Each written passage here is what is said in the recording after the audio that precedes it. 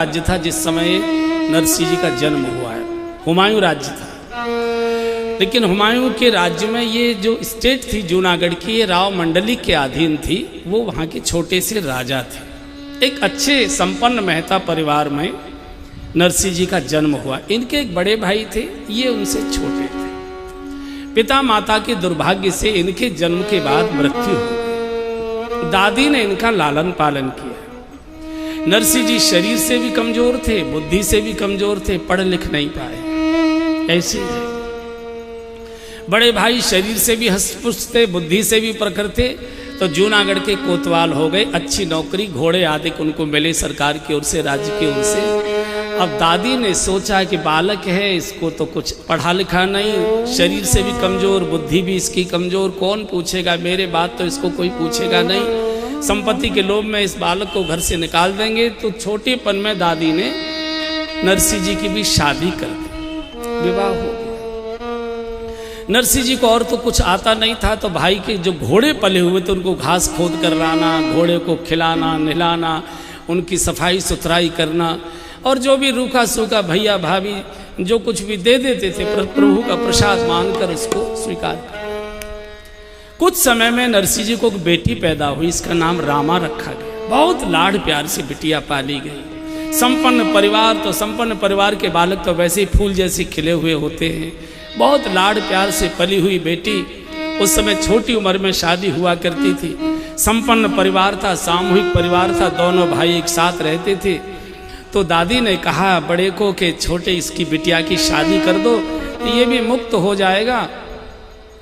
तो उस समय एक पास में सिरसागढ़ नाम का एक बड़ा संपन्न नगर, वहाँ के एक मेहता परिवार में रामा की बड़ी धूमधाम से, बहुत दान दहेज के साथ राजाओं जैसी शादी रामा की हो गई।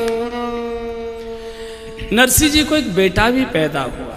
जिस समय रामा की शादी हुई थी उस समय ये बेटा 13 वर्ष का था। नरसिंह जी का शादी होकर चला गया। कुछ समय के बाद नरसिंह जी की पत्नी की दुर्भाग्य से मृत्यु हो गई और इकलौते बेटे की भी मृत्यु हो गई। नरसिंह जी फिर इस दुनिया में अकेले रहे। इधर भैया भाभी की फटकार, इधर दिन भर घर का काम, फिर कोई मन के बात करने वाला नहीं, किसके साथ बैठे, किसके साथ बात करें। पत्नी थी तो बातचीत, बेटा था तो उसके साथ थोड़ी देर बैठ जाते थे। उसका चेहरा देखकर ही उनको लगता था कि मेरा कोई इस दुनिया में है। बेटा भी चला गया, पत्नी भी चली गई। नरसिंह जी बहुत अनमने रहने लगे। क्या करें, मन नहीं लगता। तो वहाँ एक संतों का आश्रम था जिसमें अंधे सूरदास साधु रहते थे। वो कीर्तन करते थे, तो नरसिंह जी कीर्तन सुनने के लिए वहाँ चले जाते थे। नित्य का नियम हो गया, घोड़ों की सेवा करके चले जाएं, भोजन के समय आ जाएं। भैया भाभी की निगाह थोड़ी संपत्ति पर बिगड़ गई। सोचा कि इसको पूरा बांट देना पड़ेगा, आधा आधा बांट होगा तो, और इसको ये तो सब साधु बाबाओं में बांट देगा, तो इसको क्या करें।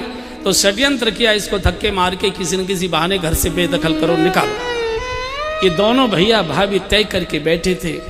संकीर्तन से लौटकर जब नरसिंह जी आए तो कहा भाभी जी बहुत जोर की प्यास लगी है, एक गिलास जल मिल जाए।